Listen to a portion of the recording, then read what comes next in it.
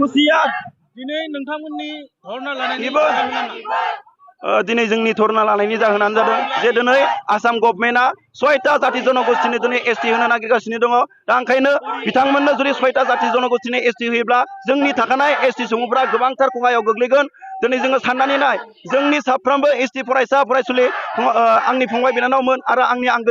लोगो फरायसा नोंथांमोन आरो बयनिसिमबो दिनै एसटी बिथांमोननो 6टा जाति जनगोष्ठीनो जुदि एसटी होमारोब्ला जोंनि थाखानाय एसटीफोरा गोबांथार खैफोदाव गोग्लैहैगोन दिनै जोङो इयुन जेनेरेशनखौ साननानै नायोब्ला जे जाय बिथांमोना दिनै 6टा जाति जनगोष्ठीया दिनै एसटी दाबिगासिनो दङ बिथांमोना दिनै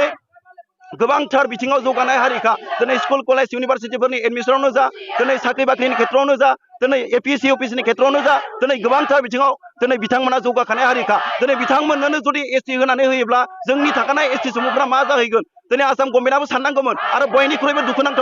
दुखुनांथावनासिन बाथ्राया बेनो जे जायफोरा डेभेलपमेन्ट हारि बिथांमोननोसो दिनै आसाम गभर्नमेन्टआ गोबांथार दुखुनांथावना बाथ्रायै दिनै बिथांमोना एसटी होनो थांगासिनो दङ जों दिनै बिथांमोननि 6टा जाति जनगोष्ठीनि एसटी होनायखौ मालाबाबो गनायनानै लानो हानाय नङा मानो होनना बुङोब्ला 6टा जाति जनगोष्ठीनि एसटी होनाय लोगो लोगोनो जोंनि थाखानाय एसटी सुबुंफोरा गोबांथार खैफोदाव गोग्लैहैगोन आरो बिथांमोना जोंनि जिथु थाखानाय एसटी सुबुंफोरखौ सिगांनि समाव बुङोमोन जे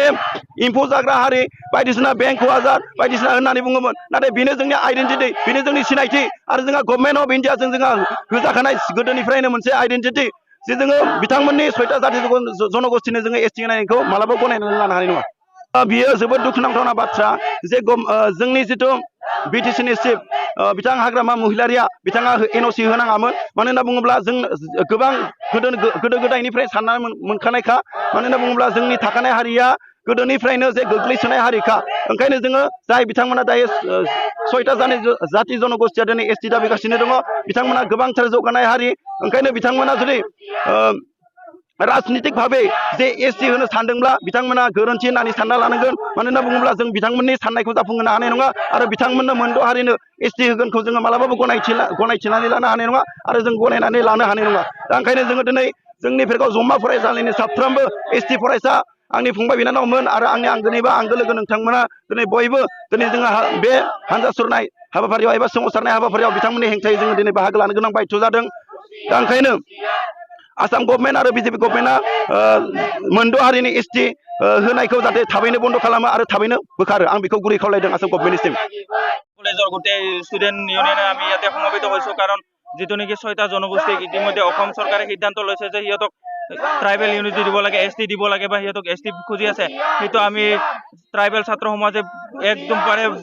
কিবা দিছোঁ আমি সেইটো ধিক্কাৰ দিছোঁ সেইটো যাতে কোনো পদ্ধতিত হ'ব নালাগে আমি এক্সিষ্টিং ট্ৰাইবেলখিনি বহুত সমস্যা এতিয়াও পূৰণ হোৱা নাই বহুত সমস্যাৰ ভুগি আছোঁ আমি এইখিনি ষ্টুডেণ্টে যাতে বহুত ভৱিষ্যত দিনত আৰু বহুত কাম কৰিব লগা আছে ষ্টুডেণ্ট মকাক সেইখিনি যাতে পূৰ্ণ নোহোৱালৈকে সিহঁতক কোনো পইচা হ'ব নোৱাৰে আৰু এইটো আমি অসম চৰকাৰক ধিক্কাৰ দিছোঁ সিহঁতৰ আইনবিলাকক হিমন্ত বিশ্ব শৰ্মাক আমি হাই দিছোঁ যাতে কোনো পইচা সিহঁতৰ দাবী মানি লোৱা নহ'ব কোনো প্ৰকাৰে সিহঁতক এসটি দিয়া নহ'ব যিকোনো প্ৰকাৰে সিহঁতৰ যাতে এসটি যোনটো নেকি সিহঁতে বিচাৰে সেইটো যাতে বাতিল কৰে গভৰ্ণমেণ্টৰ পৰা 6টা জনজাতি ST দিব লাগে বুলি এনাউন্স কৰিছে ইয়াৰ বিষয়ে কি ক'বা আমি কৈছো কি ইয়াতে ব্ৰিটিছৰ কোনো যোনে কৈছিল তো পুৰা তীব্ৰ গৰিহণা দিছো যাতে কোনো প্ৰকাৰে ইয়াতে হ'ব নালাগে